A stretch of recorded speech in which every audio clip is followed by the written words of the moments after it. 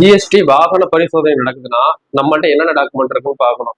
அதுக்கு முதல்ல ஒரு 2-3 ரூல்ஸ் இருக்கு.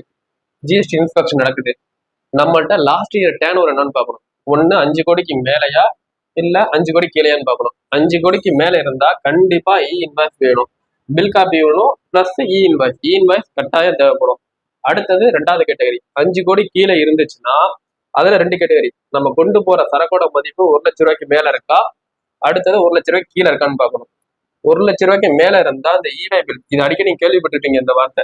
இவே பில்லும் நம்ம பண்ற இன்வாய்ஸ் காப்பி, இது 2 இருந்தாலே போதுமானது. நம்மள செக் பண்ணிட்டு விட்டுருவாங்க.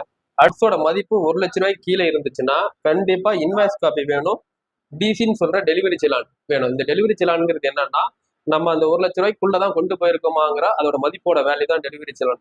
இது எல்லாமே இருந்துச்சுன்னா நம்மள எந்தவித ஃபைன் போடாம நம்ம பாட்டுல நம்மளோட ஏஜென்சி வேலையை கரெக்டா ஃபாலோ பண்ணி பண்ண முடியும்.